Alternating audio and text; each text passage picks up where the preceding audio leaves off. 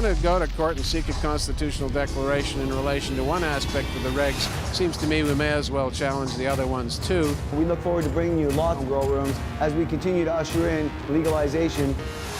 We took down the federal government's attempt to ban home growing in the country of Canada.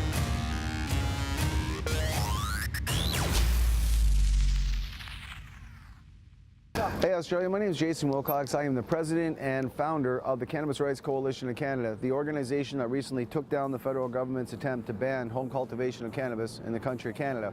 As I sit here today preparing for my trip to Australia, I'm getting ready to come and talk to you guys about the issue of autonomy.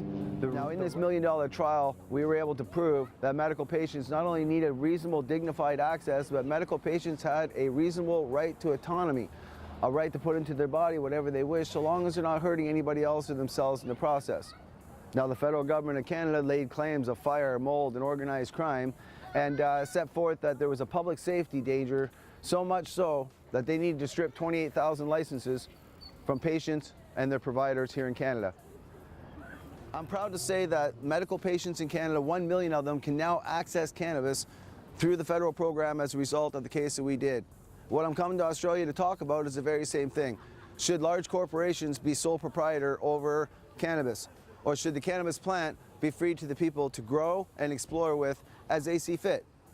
In a free and fair market, of course, there needs to be licensed producers, there needs to be big corporations, but there also needs to be the right to free and fair applications and access to cannabis.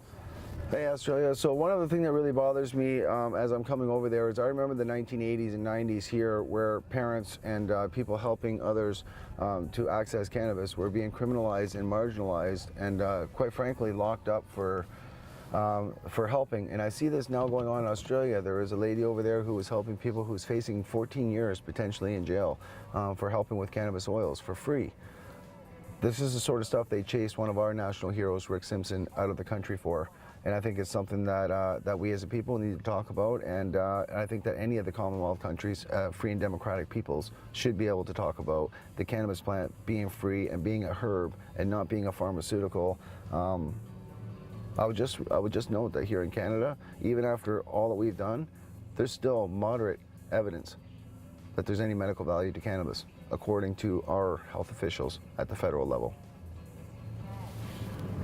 All right, Australia, so as we close out the video, I look forward to coming and seeing y'all and talking about the many wonders of cannabis and the fact that cannabis is now free in the country of Canada. 5 years from now, everybody will be talking about cannabis as if it was just another plant that grows at people's houses, like we see in the aloe vera plant. We have to remember it was only in the 1970s that aloe vera was banned here in Canada. I'm not sure about around the world, but you could not use it, very similar to cannabis. So I look forward to coming over to Australia and talking a lot about the progress we've made here in Canada with respect to judicial law. And remember, we are one of the Commonwealth countries. Look forward to seeing you at the end of the month.